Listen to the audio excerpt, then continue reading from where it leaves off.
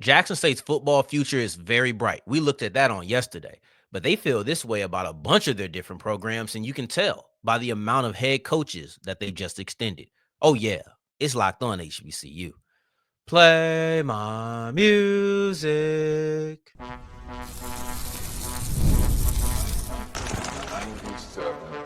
You are Locked On HBCU, your daily podcast covering HBCU sports. Part of the Locked On Podcast Network, your team every day. Gracious greeting. Welcome back to another episode of the Locked On HBCU podcast, your number one daily one-stop shop for everything HBCU athletics. Monday through Friday, part of the Locked On Podcast Network, your team every day. And I, of course, am Darian Gray, a.k.a. the Mouth of the South, Texas Southern alum and former TSU Herald Sports editor and current contributing writer at USA Today's Saints Wire. Thank you for going on this journey with me, making Locked On HBCU your first listen of the day every day. And remember, just because the mic cuts off does not mean that the journey is over. Just means it's time to follow me on Twitter at South Exclusives. Starts with an S and ends with an S. Today's episode is brought to you by FanDuel. The NFL playoffs are almost here, but it's not too late to get in on the regular season action with FanDuel, because right now, new customers can finish the season strong with $250 back in bonus bets if your first $5 bet wins.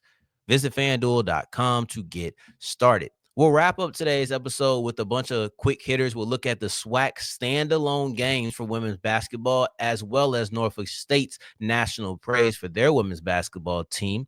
In segment 2, Zae Teasett has moved over from Baton Rouge to Grambling. He's gone from Southern to the Grambling Tigers. And I want to break down why I believe this is a pretty good acquisition for the Tigers. In segment 1, however, we're looking on a whole different type of Tiger. Instead of the G-men, we're looking at Grambling. We're looking at Jackson State. And to me, Jackson State is not going to get the amount of praise and love that they deserve for how successful of a university that they've been. When we talk about athletics, I'm going to say 9 times out of 10. 9 times out of 10, we are honing in on football, and maybe we mention men's basketball. Maybe. But for the most part, when we talk about, oh, look at the program, we're talking about football. And then we allow those individual schools to speak on their specialties, right? Like I think it was Alabama State when I was in college. They would run women's track and field. They may still run women's track and field. I think they do. But that was a specialty, but no one was bringing that up except for my track and field people, right? And then, of course, Alabama State will bring that up. Hey, we're dominating this, that, and the third. But the conversation when comparing schools on a larger level, it tends to be a football conversation. And then we throw in men's basketball. But Jackson State has done such a phenomenal job at selecting the leaders of their program. We just seen what happened with Tamika Reed and how great she was when she was with the Lady Tigers and how she was able to move on and she went somewhere else now. So, of course, when we're talking about extending coaches, the women's basketball, that wouldn't be here. She would have been here. She would have been here if she had chosen to stay, but she didn't, and that's okay.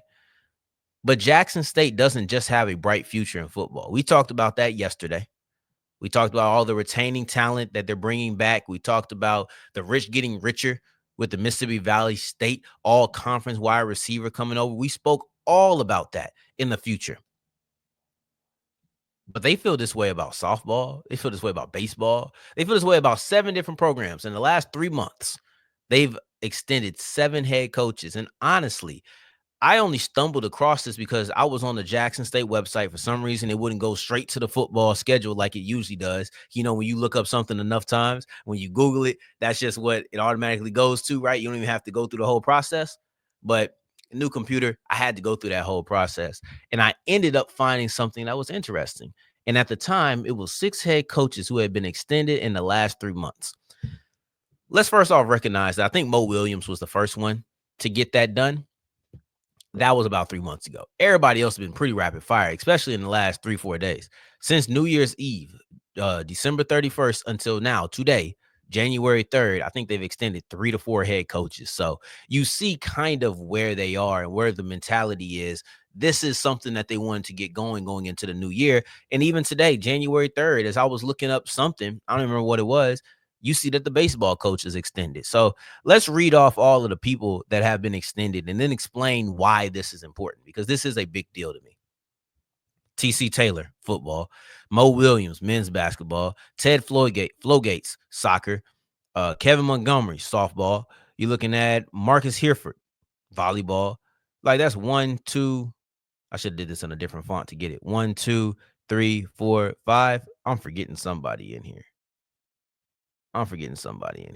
But softball, volleyball, tennis. Oh, there you go. Hernan Juria. I hope I didn't mess that name up. My apologies. But the point is, you have the baseball head coach, Omar Johnson. So that's 7. And I think at least 4 of those guys or girls have been named, or those guys have been extended in the last 3-4 days. So it's rapid fire. It is rapid fire. But the fact that you have trust in so many head coaches that you want to extend all of them at the same time, that tells you exactly what JSU thinks about their program. See, we talk about football. TC Taylor is going out of his second year and already got an extension.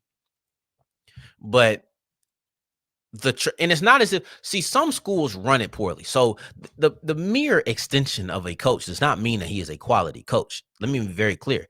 Extending a coach does not mean that he is quality. But when you look a little bit deeper, because when you extend 7 head coaches in a matter of 3 months, when you extend 4 in a matter of 3 days, you do want to go look like, what's going on? Why are they extending so many coaches so rapidly?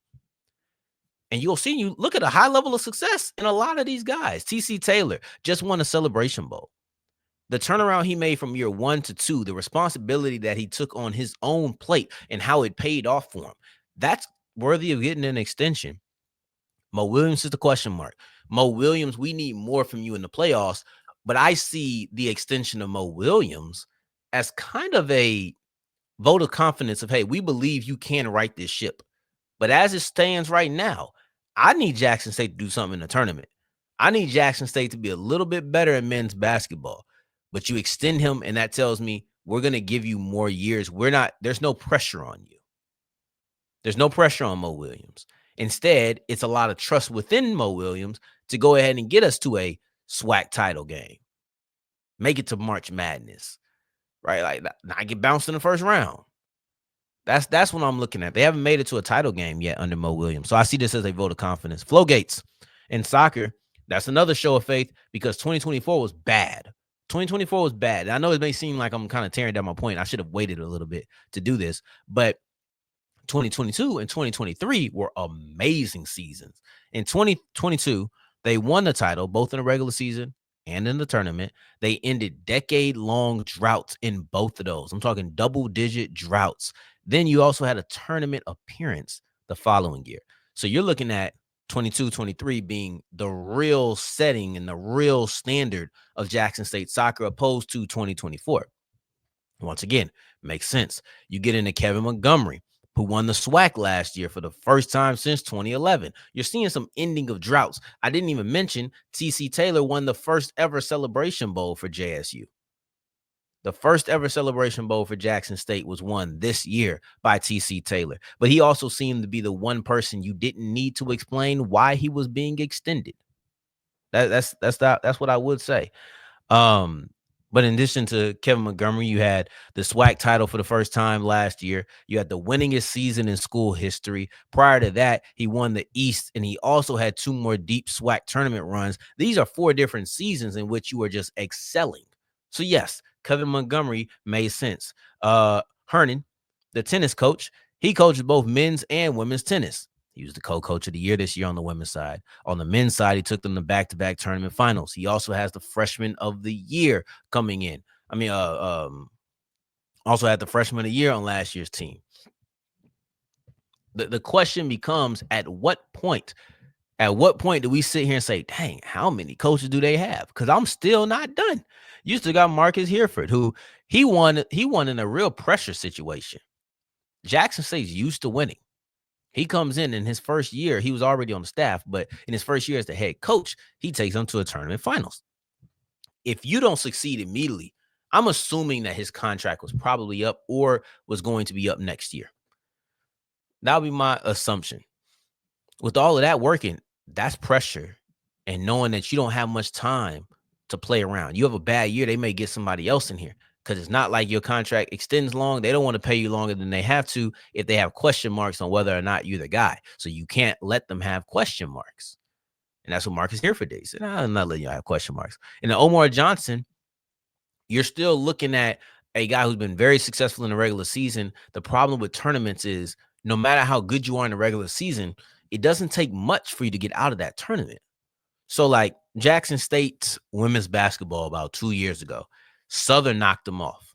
JSU was clearly the best team. They got so mad at me in my comments when I was saying that they would have won. No, it's a single elimination. They happen to not win, but you go through the duration of that season, Jackson State was clearly the better team.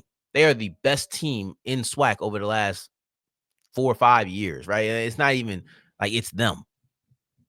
So it doesn't always mean winning the tournament or winning a regular season title means that you'll win the tournament. But that's the one thing Johnson probably needs to get on his resume is a tournament final, a SWAC, or excuse me, a College World Series berth or something of that nature. But you're looking at 7 head coaches who have been extended over the course of 3 months.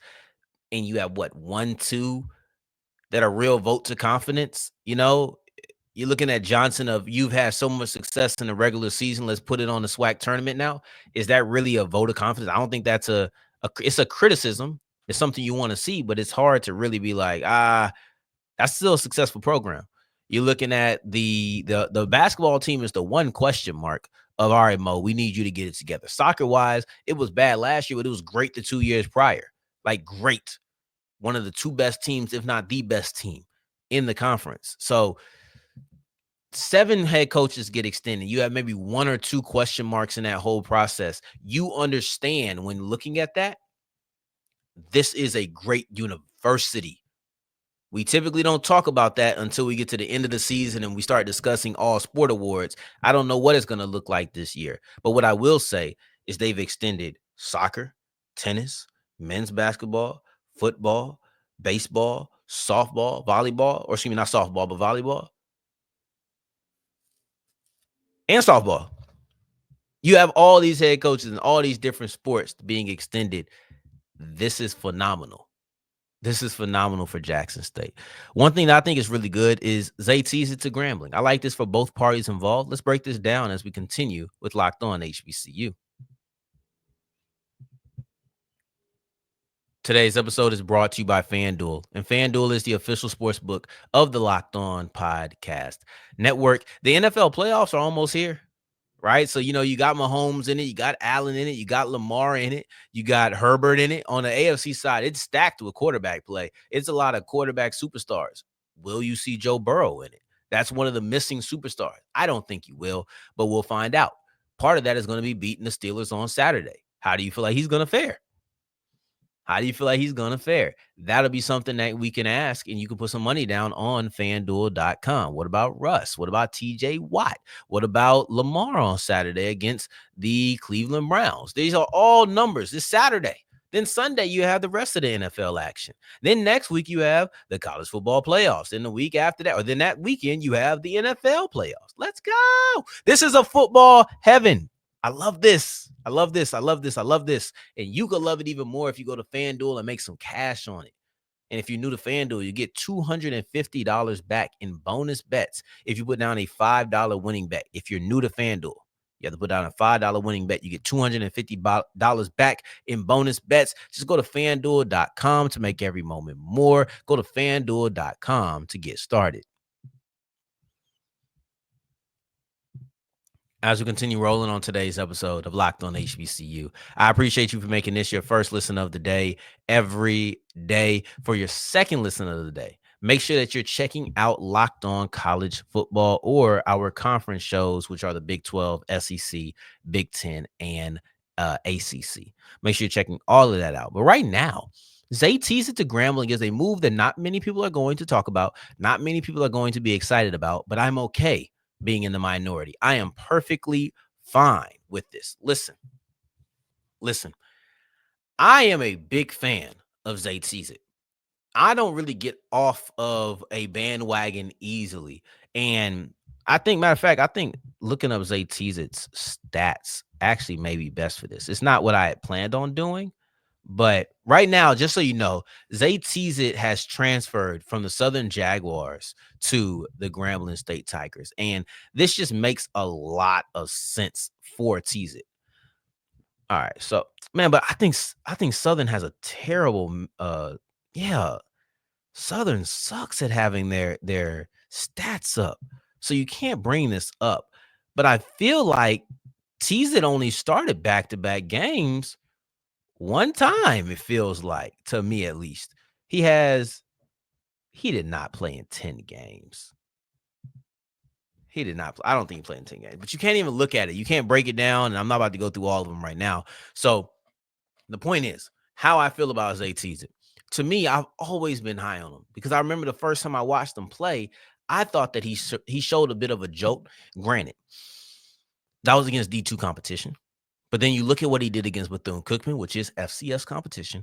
Don't think that they've been great, but you looked at what he was able to do. You looked at what he was able to do against a team like Bethune-Cookman, leading that drive down the field. I like Zae Teasett. I think he has a lot of traits, whether it's the mobility, whether it's the ability to throw the football. I like both of them as a dual threat to me. Sure, he's had his problems, but the thing is, he's a freshman. I think he was a redshirt freshman to be specific, but he was a freshman. It's not as if he played a long time in college. It wasn't like he played a lot of reps. So I think one of the bigger problems, let me know if y'all think this.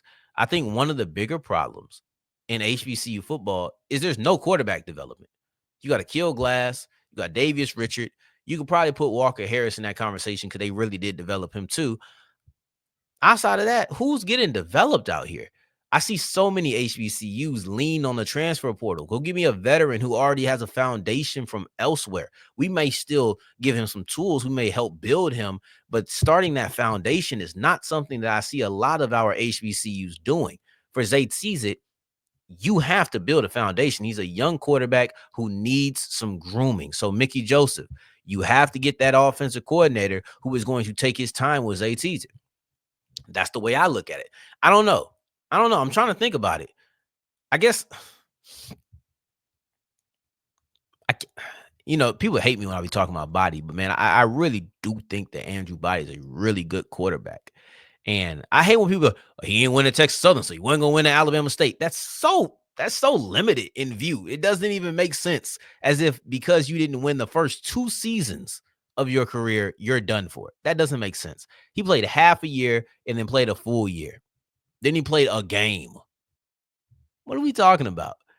Like, people act like he's a 15-year vet or something who never won. He's a year and a half player. That was so crazy to me when I came. Every time I talk about Andrew Body, people be like, anytime I talk about how Andrew Body could lift up Alabama State, they act as if him going to a team with a better defense, a really good defense in which he probably didn't have to do too much, and me saying that he could succeed was crazy. I don't understand this. I don't get it at all. I think Andrew Body is a victim of being known for so long. But when you really look at the amount of games that he's played, this idea that he didn't succeed at TSU, so he'll never succeed. I don't care if it was 20 games, but he ain't even played that. He ain't played 2 full seasons. So anyway, to Zae Teasett, I'm trying to think about who's getting developed. Who's really getting developed from there on the HBCU level, man? It's not many that you love. It's not many that you love. Because of the quarterbacks you love is Glass and it's Richard. It was Shador. He would have counted, but he left. So the point is, there's not many people who are willing to clearly take the time and be patient with young players. You have to with Zae Teasett. And, I know last year, Mickey Joseph, there's a reason that he's a coach and I'm an analyst because there's certain decisions I just wouldn't have made. I thought that Miles Crawley, I thought he performed well enough in his first year with Grambling to where him not having to compete made sense. Mickey Joseph didn't agree. And then when you see the performance that came in 2024, it's difficult for me to disagree with Joseph's assessment. This was not good football. This was not good football by by Miles Crowley. It was not. And I'll tell you the quote that always sticks with me was when head coach Mickey Joseph, he got out there and said, "Yeah, when he gets hit, da da da." When I started hearing, I'm like, "Oh, you panic on contact, you panicking under pressure. I don't want that in my quarterback. That's actually a trait. That is a red flag." Excuse me. Panicking under pressure is a red flag that would instantly make me want to move on. Maybe that's because I'm a Saints fan. I had to watch Derek Carr get panic under pressure and not be able to operate at all. But you have to have a certain level of poise under pressure if you're going to be a starting quarterback. Simple and plain. Simple and plain. But Zae Teasett, man, he went down early due to injury. He ended up losing his spot, and Southern was going to move in a different direction at quarterback. So him coming back just didn't make sense as a young guy. You go somewhere else, you go to Grambling, whose quarterback situation is a lot less complicated than it was last year. Miles Crowley is gone, and with that, the door is open. I know they had Dale J. Bailey, who came into the game occasionally. He'll be back. Him and Zae Teasett can go toe-to-toe for that. Him and Teasett could go toe-to-toe because when Zae Teasett gets to Grambling and you develop him, I think you're going to have a really talented player. So I don't even consider him a flame out from Southern. I just consider him a victim of circumstance, And that circumstance is the guy they put in and they rolled with, he's young too. So now you got to go compete with somebody who's the same age as you, or just going to be back. Like you don't want to waste all that time of eligibility. Let me say something that I really have begun to understand a lot more.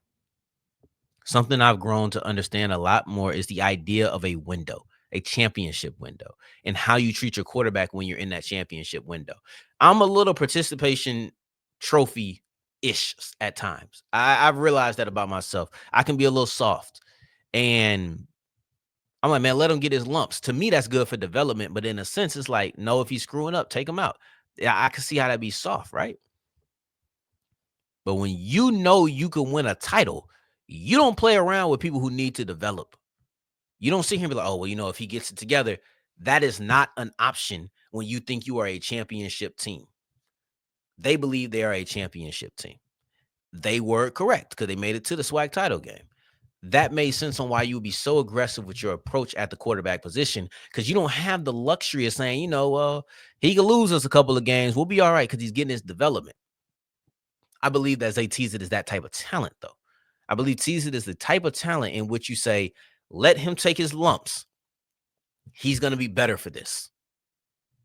Southern just wasn't in that type of situation. So that's something I think is the most important thing to point out. Now, as you push forward, I want to look at some quick hitters, including the SWAC standalone games. This is really interesting to me, and let's break this down as we continue with Locked On HBCU. Today's episode is brought to you by Rocket Money. Did you know Rocket Money helps you find subscriptions that you forgot about or that you're paying twice for? I know it sounds crazy, but I've seen it happen to people that I know. You're like, man, I'm paying for this 2 times. I didn't even realize it because I stopped using it so long ago. That's me. Stopped using things a long time ago. I don't be paying for it twice, though. That hasn't happened to me.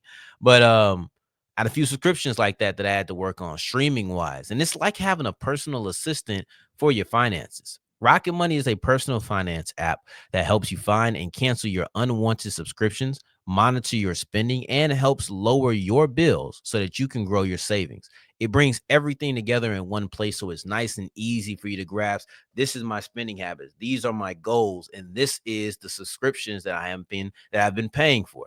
So cancel your unwanted subscriptions and reach your financial goals faster with Rocket Money. Go to rocketmoney.com/lockedon today. That's rocketmoney.com/lockedon. rocketmoney.com/lockedon. As we're wrapping up today's episode of Locked On HBCU, I appreciate you for making this your first listen of the day every day, making it all the way to segment 3, and I thank you 2 times for that. Thank you. Thank you. I want to go on a little quick trip around HBCUs. This isn't necessarily our HBCU circuit. Instead, this is just some quick hitters to close out the week. And I think you may see that more often, right? I think you may see it on Friday's episode of, look, let's just hit a couple of things. Boom, boom, boom. And we're out of here. The SWAC standalone games have begun. So, for those who are unaware, there's a change and an alteration to the SWAC schedule for basketball. Women are playing on Thursdays by themselves. This was intended so that that initial crowd on basketball game day can make it to the women's game. See, when women are playing right around rush hour, it's hard for people to get off and make it to the game due to traffic. So the idea is you push back the women's game, more people can get off of work and then get through traffic and get there. However, I would assume that this is the next part of the logic. If I push back the women's game, I don't want the men's game to go too late. So because of that, we're just gonna have each of them on standalone days. Women's basketball on Thursday, women and men on Saturday, because that's the weekend, and then men on Monday. You had the first set of Thursday night games, and I'll be honest with you, it was weird. It was something to get accustomed to with just knowing, oh, games are on, right? Because like in my head, I'm still Saturday, Monday, but that's not the case. What the case is Thursday, Saturday, Monday. So it's a big difference. And it was an interesting week. Of course, my Texas Southern Tigers getting the victory over Grambling State was my highlight of the new system, but I'll be interested to see how this goes. The schedule, or excuse me, the stadium, the arena wasn't much different. I didn't love the arena. It was just it was just regular to me, to be honest. It was just regular. But and regular for the women's game, I mean. It wasn't regular for a men's game. So because of that, I still just want to see what the draw is. I'm sure financially, if it works, they'll keep it going. But let's just get a recap. Bama State knocked off UAPB. Alabama A&M crushed Mississippi Valley State for Dawn Thornton's first win with her new school in conference. Biggest margin of victory at 36. And they also scored the highest of anybody that day, and that was with 89 points. So everybody didn't play, but there were still 4 games. Bama State beat UAPB. Alabama A&M beat Mississippi Valley State. I already said those two, but also Southern beat PV, and then Texas Southern pulled off the upset over Grambling, who was predicted to win this conference, and TSU is predicted to finish 9th. I know that those aren't the end-all, be-all, but those are a good way to gauge what an expectation was for a school in a specific sport. And there's an expectation that Grambling will be the best team in the conference. Norfolk State is 9th in the mid-major polls. There's not really much to say about this. They're 12-4 right now. Overall, as we go into conference play, which starts tomorrow for them on Saturday, they were the team of the week in a poll. They've done great things. 12-4 is a phenomenal out-of-conference schedule, and they've been playing teams on the way. They knocked off Mizzou.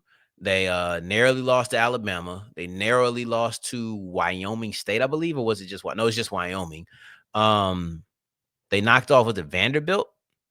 Was it Vanderbilt that they knocked off? Let's see, because that was the game they won earlier, and I think it was. Oh no, Mizzou was early. Oh, it's Auburn. I don't think they played Vanderbilt. Where did I get that from? But yeah, they knocked off Auburn and they knocked off Mizzou from SEC school. So like this is a great performance by them. And then lastly, Greg Ruffin turned down the Shaw job for health reasons.